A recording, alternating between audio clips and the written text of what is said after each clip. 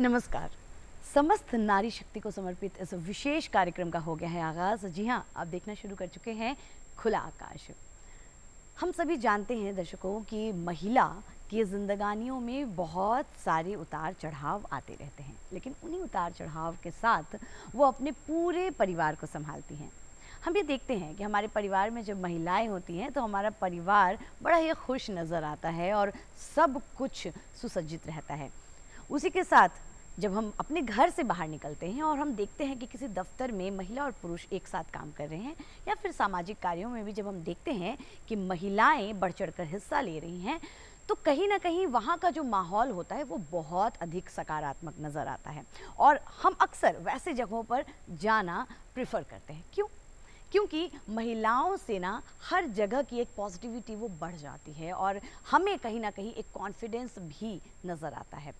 लेकिन ये जो भूमिका होती है महिला की पूरे परिवार से लेकर के समाज तक, ये निभानी बहुत आसान नहीं होती है। यकीन मानिए बहुत सारी परेशानियों का भी सामना उन्हें करना पड़ता है, लेकिन इस भूमिका को जब वो निभाती हैं तभी ये संसार और खूबसूरत नज़र आता है। इस बात को और बेहतर समझाते हैं, हम आपको दिखाते हैं हमारे सॉफ्ट स्टोरी के द्वारा और देखते हैं महिलाओं की भूमिका परिवार से समाज तक।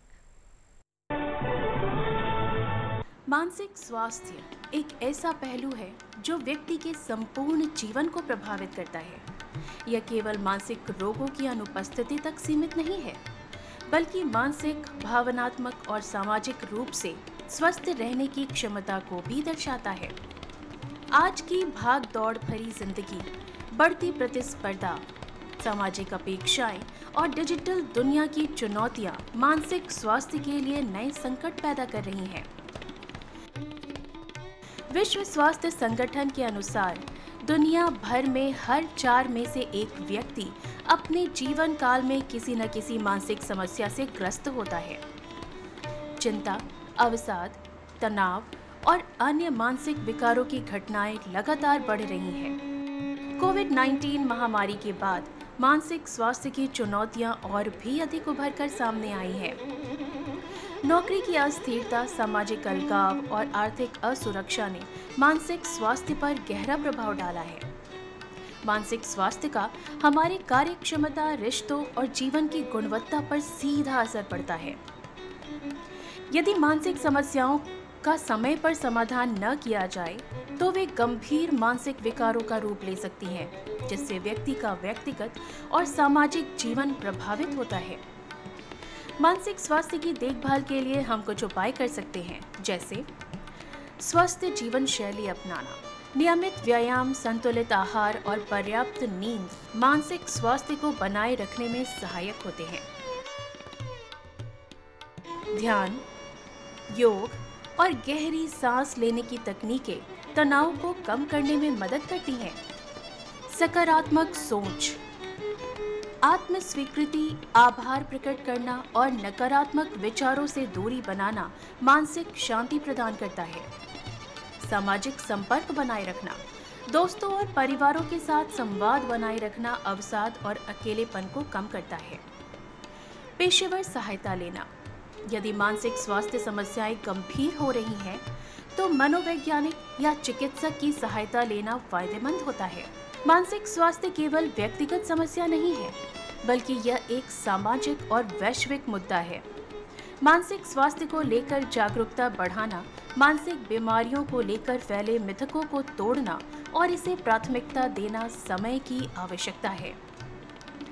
एक स्वस्थ समाज के लिए मानसिक स्वास्थ्य को उतनी ही गंभीरता से लिया जाना चाहिए जितना कि शारीरिक स्वास्थ्य को।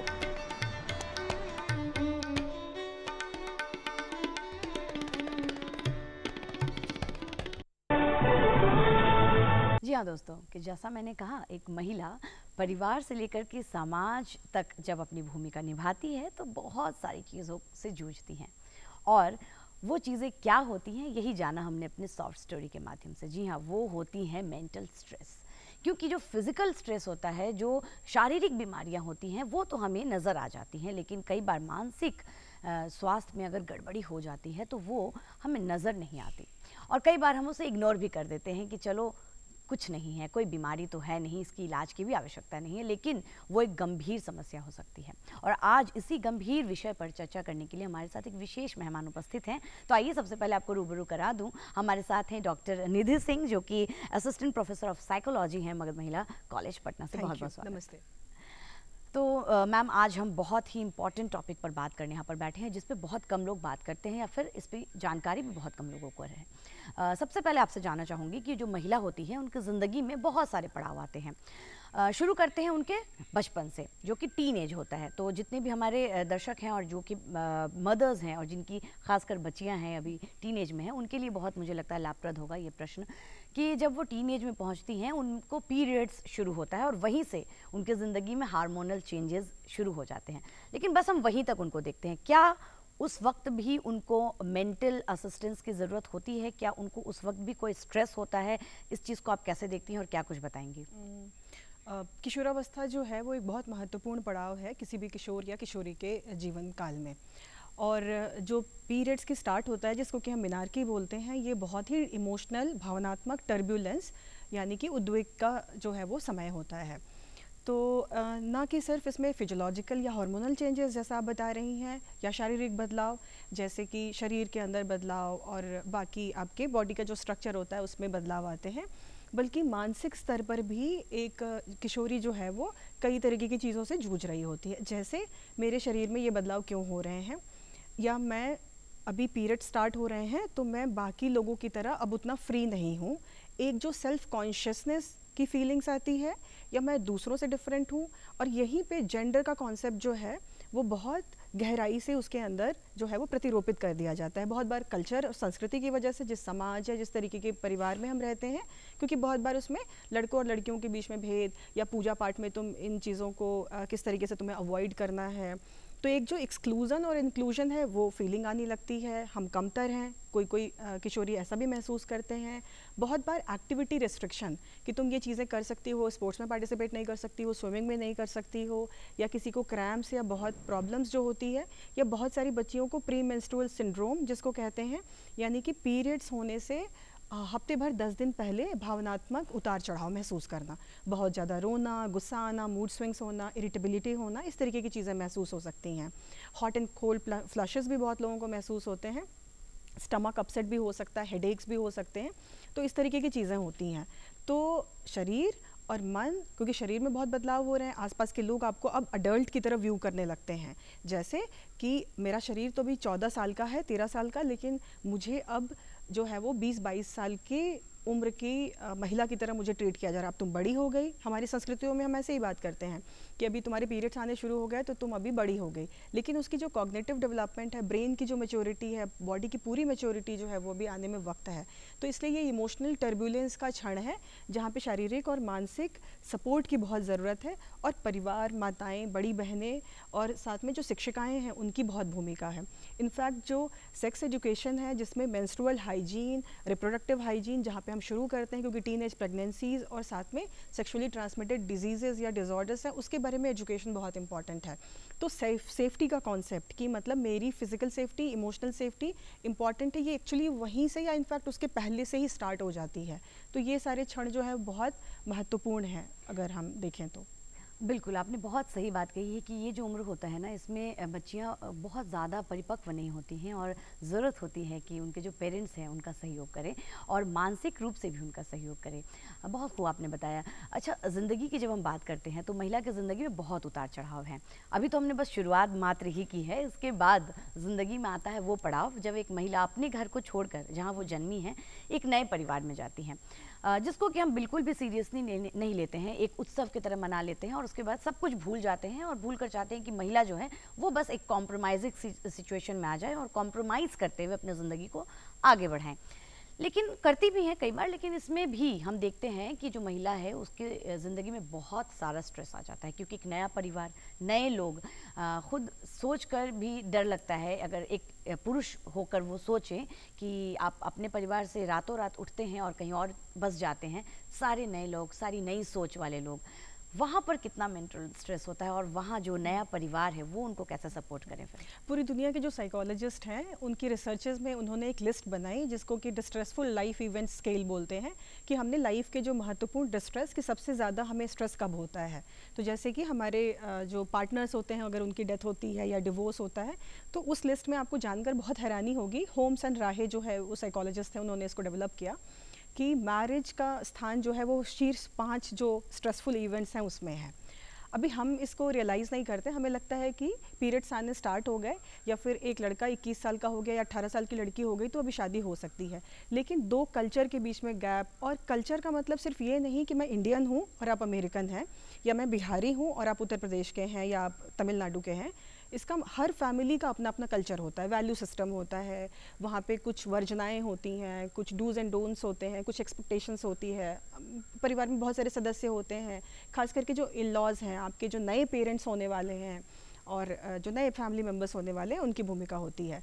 तो अगर हम ये जो हमारा रोल चेंज हो रहा है, जैसे मैं एक पर्सन हूँ और जब मेरा विवाह होता है तो मेरी अभी फैमिली बड़ी हो गई और मेरे साथ एक और पर्सन, मेरे पार्टनर भी इंक्लूड हो गया और उसके पेरेंट्स भी इंक्लूड हो गए। तो अगर हम उनके साथ सामंजस्य नहीं बिठा पाते हैं ठीक से, या मुझे ऐसा माहौल नहीं मिलता है, या मुझे ऐसा माहौल मिलता है जो टॉक्सिक है, या जहाँ पे बहुत क्रिटिकल कमेंट्स हैं, मुझे जज किया जा रहा है या मुझसे एक्सपेक्ट किया जा रहा है कि मैं मास्टर होके ही आ रही हूँ, मास्टर होके, जैसे मैं कुकिंग की एक्सपर्ट हूँ या जैसे मैं होम मेकिंग या होम अरेंजमेंट का मैंने इंटीरियर का कुछ कोर्स किया हुआ है उस तरीके से, तो ये एक्सपेक्टेशन का फ़र्क भी बहुत दबाव पैदा करता है। दूसरा, अगर हम मीडिया की बात करें तो जिस तरीके से मीडिया में विमेन का पोर्ट्रेयल है, दिखाया जाता है, तो उनको एक सेक्सुअलाइज्ड ऑब्जेक्ट की तरह कि आपको ऐसे दिखना है, मतलब मैरिज के बाद तुम्हें इस तरीके से दिखना है, अपीयरेंस ऐसे मेंटेन करना है, तुम्हें सारे नाते रिश्तेदारियाँ निभानी है, तुम्हें अपने पति को टाइम से ऑफिस भेजना है, कुकिंग करनी है, और घर वाले जो हैं उनकी सम्मान मर्यादा और सारी सेवा सत्कार, केयर गिविंग का ध्यान रखना है। और साथ में अगर जगह बदलती है, आपकी शहर बदलता है, परिवेश माहौल बदलता है, तो ये सारी चीज़ें मिलके एक कल्चरल शॉक, कल्चरल एडजस्टमेंट की तरफ इशारा करती हैं।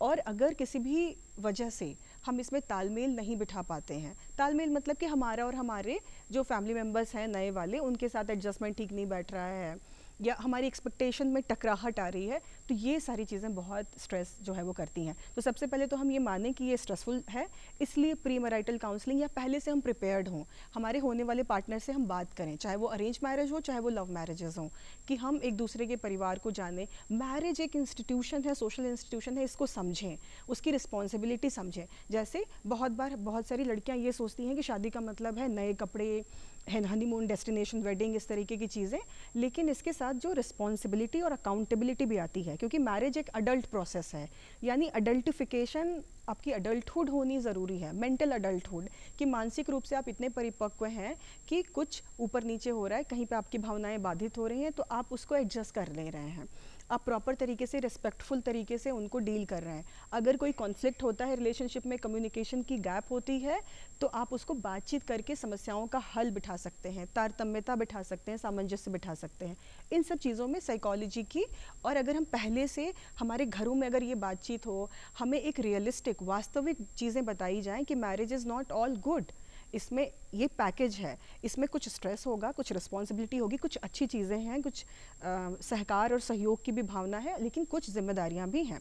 जैसे घर में कोई बीमार होंगे तो मुझे उसकी देखभाल करनी होगी, उस समय में अभी 10 बजे तक सो के उठने का मैं नहीं ऐसे कर सकती। तो इस तरीके से कि हम लगातार अपने आप को अपग्रेड करते रहें और अपने आप को चेंज करते रहें, तो ये जो फ्लेक्सिबिलिटी है, मेंटली हम फ्लेक्सिबल हैं, और दूसरा रेस्पेक्टफुल है, और तीसरा कि थोड़ा बहुत हम एडजस्टमेंट के लिए भी रेडी हैं। ये चीज़ें हमें हेल्प करती हैं कि हम एक अच्छे मैरिटल एडजस्टमेंट में जाएं। बहुत खूब। आपने कम शब्दों में मुझे लगता है ये कहना आप चाह रही हैं कि मेंटली पहले खुद को प्रिपेयर करें, उसके बाद ही हम दूसरे परिवार में जाएं। इसके बाद परिवार में जब लड़की आ गई, उसके बाद आता है उनके माँ बनने का सफ़र, जो कि सबसे कठिन पल होता है, और हम बहुत इजीली इसको भी ले लेते हैं। कई बार हम सोचते हैं कि एक महिला का तो काम ही है, वो बच्चा जन्म वही दे सकती हैं, वो जननी है, लेकिन जन्म देने तक तो ठीक है, लेकिन उसके बाद जो शुरू होता है वो होता है पोस्टपार्टम डिप्रेशन। और ये वर्ड आजकल हम बहुत ज़्यादा सुनते हैं, क्योंकि आजकल इस पे बातचीत भी बहुत होती है। फिर भी कई ऐसे परिवार हैं या कई ऐसी खुद महिलाएं भी हैं, वो इन सब चीज़ों को नहीं समझ पाती हैं। आपसे मैं जानना चाहूँगी आखिर ये डिप्रेशन क्या होता है, कितना घातक है और इससे कैसे बचाव हो? लगभग 100 में से 10 से 13% महिलाएं जो हैं जो कि माँ बनती हैं वो इससे गुजरती हैं। अभी ये अंडर रिपोर्टेड डेटा है, मतलब वास्तविक स्थिति इससे भी भयावह हो सकती है। तो लेकिन जो ये पोस्टपार्टम डिप्रेशन है, यानी कि माँ बनने के बाद, चाइल्ड बर्थ के बाद जो हम भावनात्मक उतार चढ़ाव या सैडनेस या डिप्रेशन के एपिसोड महसूस करते हैं, अभी इसमें मूड स्विंग्स हो सकते हैं। इसका प्राइमरी रीज़न एक तो हार्मोनल इम्बैलेंस है, लेकिन साथ में इसका रीज़न जो है वो साइको सोशल भी है, यानी मनोसामाजिक जो कारक हैं वो भी हैं। जैसे कि मेरे आसपास का माहौल कैसा है, मुझे कितना सपोर्ट मिल रहा है, मुझे कितनी हेल्प मिल रही है कि बच्चे को कोई उसकी नापी चेंज कर दे रहा है, मुझे थोड़ा सोने का टाइम, क्योंकि स्लीप डिप्रिवेशन बहुत इंपॉर्टेंट है, क्योंकि वो ट्रिगर कर देता है। आपने जो सॉफ्ट स्टोरी दिखाई उसमें भी आपने स्लीप के बारे में आप जिक्र कर रहे थे। तो बहुत सारे ये सब फैक्टर्स जो है वो मिलके महिला के ऊपर जो है वो दबाव डालते हैं, और इस वजह से जो है कुछ महिलाओं को इस डिप्रेशन के फेज से गुजरना पड़ सकता है।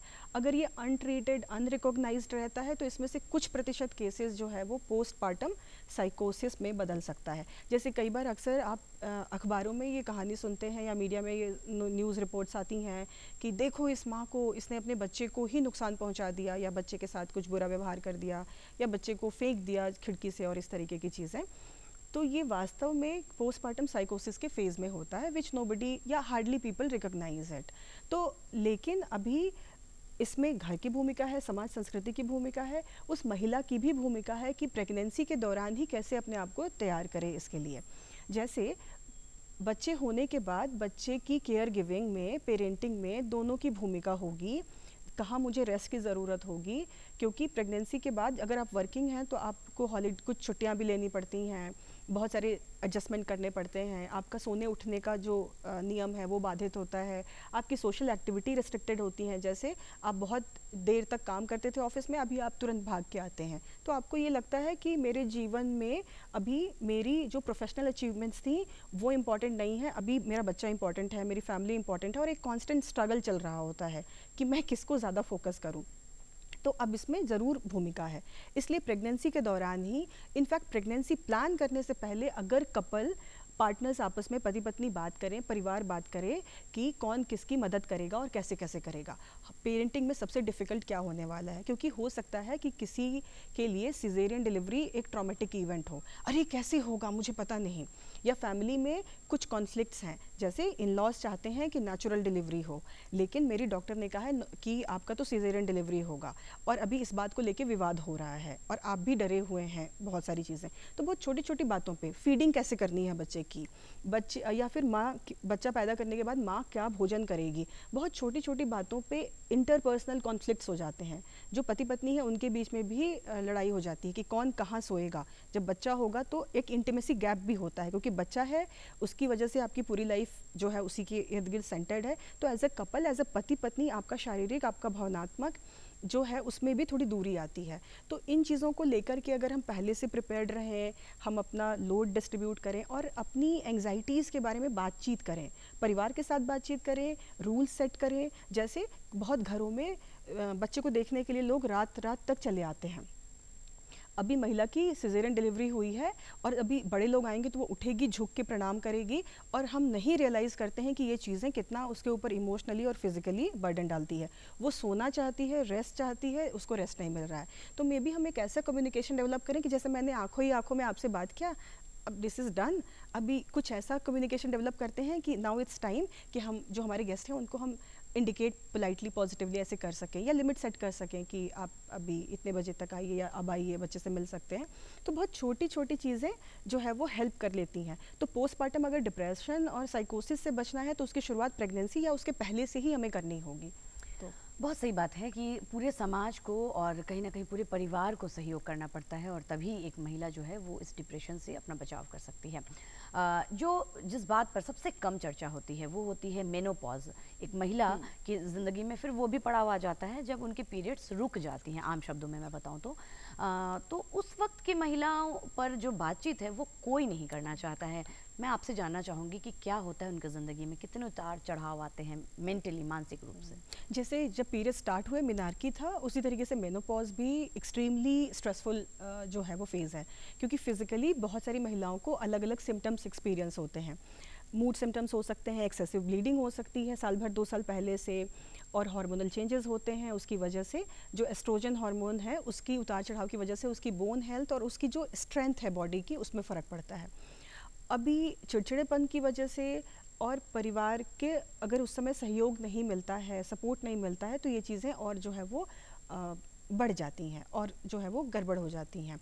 तो अगर महिला पहले से व्यायाम करे, सेल्फ केयर करे कि अपनी देखभाल हम कैसे करें, एक तो शारीरिक देखभाल हो गई और दूसरा मानसिक देखभाल हो गई कि कैसे हम अपने लिए मी टाइम निकालें, कैसे हम जो है वो एंग्जाइटी को अपने मैनेज कर पाएँ, किस तरीके से हमारा एक सोशल सपोर्ट होना चाहिए कि हाँ मैं होम मेकर हूँ लेकिन मेरी कुछ सहेलियाँ हैं, मेरी फैमिली मेम्बर्स हैं जिससे जब मुझे स्ट्रेस होता है, मेरा मूड ख़राब होता है तो मैं उनसे बात कर सकती हूँ, मेरी कुछ हॉबीज़ हैं मैं उनको कर सकती हूँ, मैंने एक्सरसाइज स्टार्ट कर दिया है, योगा स्ट्रेचिंग स्टार्ट कर दिया है, या अभी मैंने घर की जिम्मेदारी इतने सालों तक निभाई, बच्चे भी अब बड़े हो गए तो मैं एक जिम ज्वाइन कर सकती हूँ।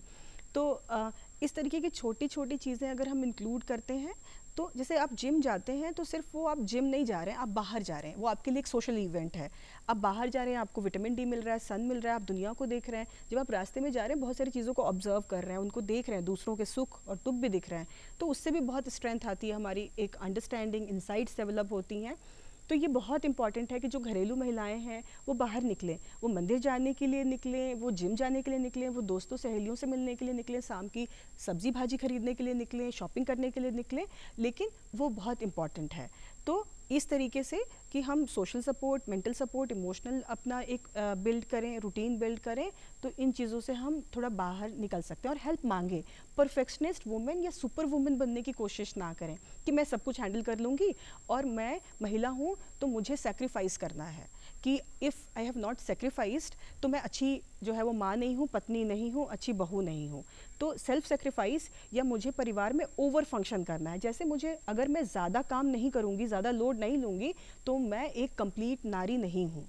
तो ये फीलिंग की वजह से भी बहुत बार हम लोग जो है वो इतना करते हैं कि हम एग्जॉस्ट हो जाते हैं, और एग्जॉशन मेंटल हेल्थ के लिए वो बर्नआउट तो करता ही, साथ में आपका अगर खुद का ग्लास खाली है तो आप दूसरों को इमोशनली सपोर्ट नहीं कर सकते। यू विल बी चिड़चिड़ी वुमन, आप चिड़चिड़े रहेंगे क्योंकि आपने अपनी नीड्स पूरी नहीं की हैं और बिना अपनी नीड पूरी किए हुए आप चले गए हैं दूसरों की देखभाल करने और ये सब करने के लिए। तो हमारे कल्चर में हम लोगों को ऐसे कहा जाता है कि अपनी नीड्स को सेक्रीफाइस करो, दूसरे के नीड्स को आगे रखो, लेकिन जब तक हम थोड़ा अपने लिए नहीं करेंगे तो हमें वो लगातार डिससेटिस्फैक्शन बना रहेगा। और सर्वे जो हैं वो ये पैटर्न्स दिखा रहे हैं कि भारतीय महिलाएं आमतौर पे ज़्यादा चिड़चिड़ी हैं, और ये बड़ी चिंता की बात है। और इसका रीज़न यही है कि हमें लगता है कि दूसरों को प्लीज़ करना, पीपल प्लीजिंग, कि घर परिवार में सब खुश रहने चाहिए, अभी रिश्तेदार सब खुश रहने चाहिए, उस प्रक्रिया में भले ही आप एग्जॉस्ट कर जाएं। तो ये एक जो है वो अच्छा लक्षण जो है वो नहीं है, अच्छे संकेत नहीं है। बिल्कुल सही बात आपने बताई। और इंसान जो है, मनुष्य जो है वो सोशल एनिमल कहलाता है, तो हमें सोसाइटी में घुलना मिलना बहुत ज़रूरी है। अगर हम चार दीवारी में बंद हो जाएंगे तो ये तो ऑब्वियस है कि हमें स्ट्रेस होगा, हमें डिप्रेशन हो जाएगा। तो ये भी कहीं ना कहीं एक टिप्स है एक महिला के लिए कि आप घर से बाहर निकले, चाहे कारण जो भी हो, 5 मिनट के लिए सही, और मी टाइम निकालें। मी टाइम का आपने जिक्र किया, ये भी बहुत ज़रूरी है। जो हमारी दर्शक महिलाएं देख रही हैं वो ज़रूर अपने लिए मी टाइम निकालें। इसी के साथ हम डिजिटल युग में जी रहे हैं, और ओवरऑल अगर मैं बात करूं तो आज के वक्त में लड़की हो, एक महिला हो, या हर एक इंसान के हाथ में मोबाइल फ़ोन है। डिजिटली वो खुद को अपडेटेड भी रखना चाहते हैं, लेकिन ऐसे में क्या वो मेंटल इश्यूज़ को भी बुलावा दे रहे हैं या फिर उससे उनको निजात मिल रही है? आप क्या कुछ बताएंगे? थोड़ा सा निजात भी मिल रही है, लेकिन वो उसके अपने खतरे हैं। जैसे बहुत सारे लोगों को डिजिटल एडिक्शन हो सकता है, यानी कि एक हैबिट जिसमें कि आप आदी हो गए हैं, जैसे कोई नशा होता है। तो जैसे सोशल मीडिया की एडिक्शन हो सकती है, इंटरनेट की एडिक्शन हो सकती है, गैजेट्स की हो सकती है, और साथ में इंटरनेट पे जैसे अगर किसी को पोर्नोग्राफिक की जो अश्लील कंटेंट है उसको भी देखने की आदत पड़ सकती है। कोविड-19 का जिक्र सॉफ्ट स्टोरी में हो रहा था। कोविड-19 के समय में भारत के लोगों ने सबसे ज़्यादा पोर्नोग्राफिक कंजम्पशन किया, और ये बड़ी चिंता की बात है। तो एक तो कि हम ओवर कंजम्पशन ना करें, जैसे रील्स में ही हम पूरा दिन बिता रहे हैं और एक्टिविटी नहीं कर रहे हैं, तो एक तो फिजिकल एक्टिविटी हमें करना होगा, दूसरा डिजिटल अगर वर्ल्ड में जी रहे हैं तो डिजिटल सेफ्टी, साइबर सेफ्टी का भी ध्यान रखना होगा। हमें अपने आप को एडुकेट करना होगा, अपने आप के लिए रूल सेट करने होंगे कि मैं दिन में इतनी ही देर का इस्तेमाल करूँगा।